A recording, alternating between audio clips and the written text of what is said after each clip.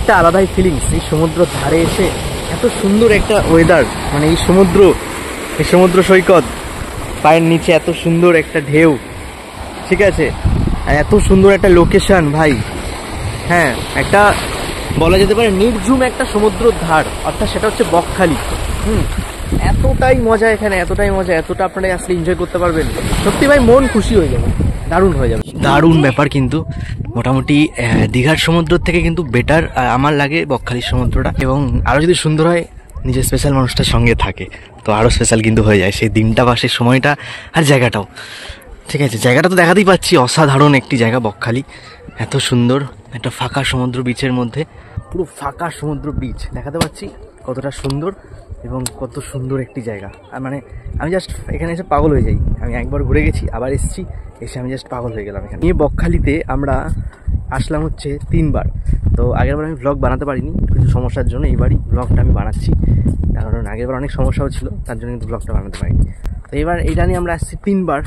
বকখালিতে আমার আসার কারণ হচ্ছে, মেইন ব্যাপার যেটা হচ্ছে বকখালি নামটাই কেমন শুনতে, বকখালি, সব কিছু খালি খালি। তো এই জায়গাটাই হচ্ছে একটা সমুদ্র সৈকত, এমনই একটা খালি সমুদ্র সৈকত, যেমন দীঘাতে সবসময় ভরাট থাকে সমুদ্র সৈকতটা, তো বকখালি সমুদ্রটা হচ্ছে অনেকটাই আলাদা, এবং আপনারা যদি যান একটা আলাদাভাবে এনজয় করতে পারবেন। সারা জায়গায় ফাঁকা, ঘুরে ভিডিও বানিয়ে এবং সমুদ্রে স্নান করে একটা আলাদাই মজা পাবেন, কারণ পুরো ফাঁকা, আমি দেখাতে পাচ্ছি চারিদিকটা পুরো। আমি এখন যেখানে বসে আছি একটা নির্ঝুম জায়গা, এবং এই সমুদ্রের ধারটা বেশ সুন্দর, মানুষজন দেখাতে পাচ্ছি ওই দিকে রয়েছে অনেক দূরে মানুষজন, বাট আমরা এখানে এসেছি অনেকটা একটা সুলসান জায়গাতে, মানে বাবা বাহুল্য, লোকজন খুবই কম এখানে, এই একটা দুটো লোক আছে আমার সঙ্গে, বাকি এখানে লোক কিন্তু একটাও নেই।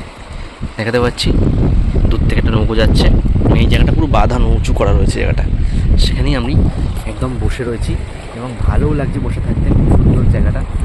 হ্যাঁ, ভাবছিলাম জলে নামবো, দেখি কী করা যায়। আমি এই মুহূর্তে সমুদ্রে ভীষণভাবে মজা করছি এবং পুরোটাই খালি গায়ে রয়েছি, দেখাতে পারছি আমার সারা গা কিন্তু মতো ভিজে, ঠান্ডাটাও বেশ লাগছে। ইভেন এখন পুরো সমুদ্রে যাবো একবার, এই যে আমরা অনেক দূর অব্দি গেছিলাম চলে, এখানকার মাটিটা ভাই প্রচুর নরম, ঠিক আছে, প্রচুর নরম মাটি। ইভেন সমুদ্রের ঢেউ কিন্তু বেশি নেই, খুব কম বলা যায়, দেখাতে পাচ্ছি এই যে ঢেউ, অনেক কম ঢেউ আছে, অনেক কম ঢেউ, সেরকম ঢেউ কিছু নেই।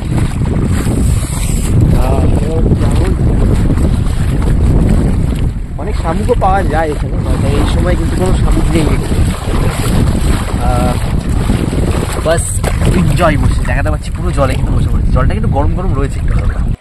একটা নির্ঝুম সমুদ্রের ধারে, মানে এত সুন্দর জায়গাটা, এত সুন্দর স্পেস, আর কি বলবো, আপনারা না গেলে কিন্তু বিশ্বাস করবেন না। অবশ্যই আপনাদেরকে আমি রিকোয়েস্ট করবো একবার, যে অনেক জায়গায় তো গেছেন, দীঘা, পুরী, অনেক জায়গায় গেছেন, কিন্তু বকখালি একবার ঘুরে আসুন, মৌসুমী আইল্যান্ড, মকখালি, খুব দারুণ। যে জায়গাটা দিয়ে হাঁটছি এখানে কতটা ঢাল দেখাতে পাচ্ছি আপনাদেরকে, এই উঁচু, কত উঁচু দিয়ে লোকজন যাচ্ছে, ইভেন এই নিচে একদম নেবেই কিন্তু সমুদ্র দেখতে পাচ্ছি, একদম নিচে সমুদ্র, ছোটো ছোটো ঢেউ আসছে, ঢেউয়ের পরিমাণ একদম কম, কিন্তু দেখুন জল যাচ্ছে ছোটো ছোটো ঢেউ একদম। এই যে সমুদ্রের ধারটা কতটা সুন্দর, এখানে ছোট একটা ঢেউ আসছে, এবং আমরা বকখালির সমুদ্র হচ্ছে খালি জায়গায়, বকবক করে না করলেও হবে, অসুবিধা নেই। এই কাকিমার আলাদাই ফিল, একদম দেখো আর ইয়ে করেছে, ভিডিও বানাচ্ছে, আর একটু জলে কি করুক তার ভালো আওয়াজ। বকখালিতে গিয়ে কিন্তু খরচাটাও কিন্তু অনেকটা কম, হ্যাঁ, এবং আপনাদের কিন্তু যদি হোটেল লাগে লোয়েস্ট প্রাইস বা হাই রুম, এসি রুম বা যে কোনো ধরনের প্রাইসের রুমের কিন্তু ব্যবস্থাও এখানে আছে। হ্যাঁ, তার জন্য যদি আমাকে বলো তোমরাও, আমি তোমাদের ডেসক্রিপশানে, ভিডিওর কমেন্ট বক্সে বা ডিসক্রিপশানে আমি দিয়ে দেবো নাম্বার হোটেলের, তো সেখানে গিয়েও থাকতে পারেন আপনারা, কারণ ওখানে আমরা নিজেরা পার্সোনালি থাকি গিয়ে।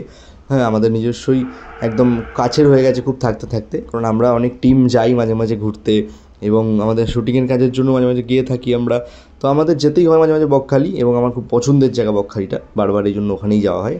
তো আপনাদের হোটেল লাগলেও বলবেন, আমরা একদম ব্যবস্থা করে দেবো, কোনো চাপ নেই। তো আমরা এখন হোটেলে থেকে বেরিয়ে সমুদ্রের ধারে খুবই এনজয় করছি। ঘড়ির কাঁটাতে এখন দুপুর প্রায় 12:50 হয়েছে, তো রোদেরও বেশ তাপ রয়েছে ভালোই, তাও কিন্তু আমরা বেশ এনজয় করছি। জোয়ারের জল ঢুকে দেখুন কি অবস্থা হয়েছে, মাঝখানে জোয়ারের জল ঢুকে গেছে এবং সমুদ্র কিন্তু এখান থেকে অনেক দূর। এই দোকানপাটগুলো বসেছে, এখানেও কিন্তু একটুখানির মধ্যে জল সব উঠে যাবে এবং এটা জোয়ারের জল, জোয়ার ভাটা হয় না সমুদ্রে, তো জোয়ার ভাটাতেই কিন্তু এই জল জমেছে। এবং দোকানও কিন্তু আশপাশে ভালোই দেখতে পাচ্ছি, টুকটাক ভালোই দোকান বসেছে। সমুদ্র ধারে থাকাটা স্বাভাবিক, কিন্তু এখানটা একটু বেশ ভিড় হয়।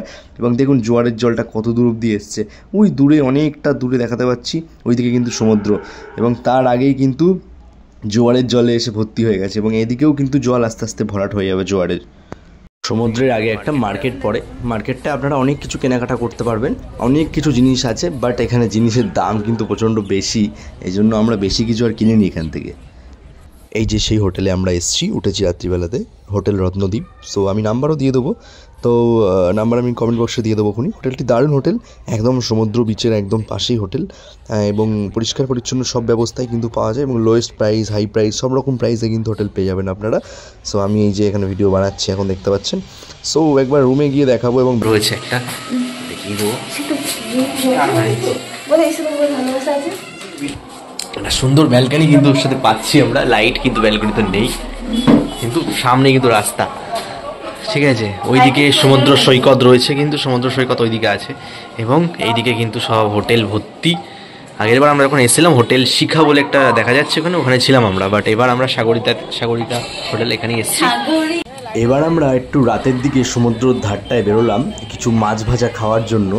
সো মাছ ভাজা তো অনেক রকম রয়েছে এবং এখানে এসে মাছ ভাজা সমুদ্রের ধারে তো পাওয়া যাবে, সেটা স্বাভাবিক কথা, কিন্তু মাছ ভাজা যেগুলো দিচ্ছে ফ্রাই করে মাছগুলো বা যেগুলো দিচ্ছে প্রচণ্ড দাম। মানে সমুদ্রের ধারে দীঘা ফিঘা আপনারা যেখানেই যান, দীঘা সমুদ্র বা পুরী, সো এগুলো আপনি পাবেনই সমুদ্রের ধারে, সমুদ্র সৈকতের ধারে একদমই পাওয়া যায় মাছ বিভিন্ন ধরনের। সো এগুলোর দাম কিন্তু অনেক হয়, তো এগুলো বুঝে শুনে খাওয়াটা উচিত। আমরা কিন্তু নিয়ে নিয়েছিলাম একটি ইলিশ মাছ, একটি পমফ্লেট মাছ, আর একটি কিন্তু সমুদ্রের কি মাছ জানো, যাই হোক আমি ভুলে যাচ্ছি, বাঁশপাতা মাছ বা সামথিং কিছু একটা হবে মেবি। তো বেশ ভালো লাগছিলো, আমাদের মাছগুলো ফ্রাই করে দিয়েছিলো এবং আমরা রুমেও নিয়ে গেছিলাম মাছ কিছু, ওটা ফ্রাই করে দিয়েছিল মাছটা, খুব সুন্দর খেতে হয়েছিল। এবং এই ভাজা মাছগুলো কিন্তু বেশ দারুণ লাগছিলো, এর মধ্যে কিন্তু একটু হালকা মশলাও দেওয়া ছিল। 8টার সময় রান্না হয়ে যাচ্ছে, কোনটা খাবে দেখো।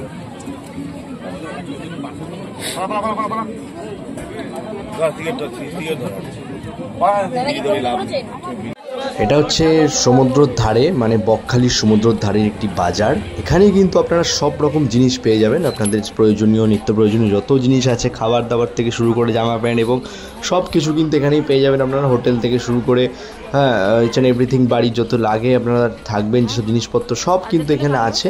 এটা সমুদ্রে যেতেই কিন্তু একদম পরে এই বাজারটি, আরও বাজারটি ঘুরে দেখাচ্ছি আমি আপনাদেরকে, দেখুন।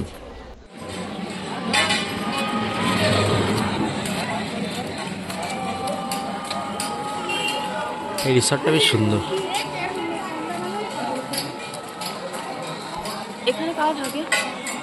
আপনাদের একবার এই মার্কেটটা ঘুরে দেখাবো, এটা সমুদ্রের ধারের মার্কেটটা যেটা বলেছিলাম আমি আপনাদেরকে।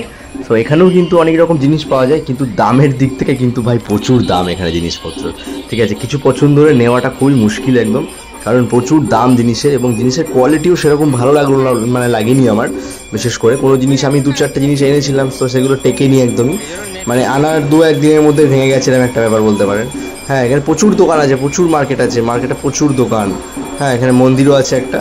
তো আশপাশটা বেশ রাত্রিবেলা কিন্তু ভিড়ভাড়টা থাকে, বেশি ভিড়ভাড়টা থাকে না, মানে দীঘার মতো কিন্তু নয় এটা, দীঘা পুরীর মতো, এটা সম্পূর্ণ একটি আলাদা সমুদ্র সৈকত। যদি বকখালি আপনারা যান অবশ্যই ঘুরে আসতে পারেন, শিয়ালদা লাইন থেকে সাউথ লাইন ধরে একদম নামখানায় নেবে, একদম সোজা কিন্তু ওখান থেকে অটো, বাস, রিক্সা অনেক কিছু পাবেন আপনারা। সো ওখানে কিন্তু ভাড়াও মোটামুটি মাথা পিছু 50-60 টাকা কি 40 টাকা করে পড়বে আপনাদের। সো ওখান থেকে কিন্তু ঘুরেই আসতে পারেন, একদম কম খরচায় কিন্তু বকখালি থেকে ঘুরে আসতে পারেন। এবং ওখানে হোটেলও যদি লাগে আপনাদেরকে, কোনো লোয়েস্ট প্রাইসের হোটেল বা কিছু, আমাকে অবশ্যই মেসেজ করবেন বা আমাকে কমেন্ট করবেন এই ভিডিওতে। আমি কিন্তু ভিডিও ডেসক্রিপশন বা ভিডিওতে কমেন্ট বক্সে আমি দিয়ে দেবো কিন্তু নাম্বার হোটেলের।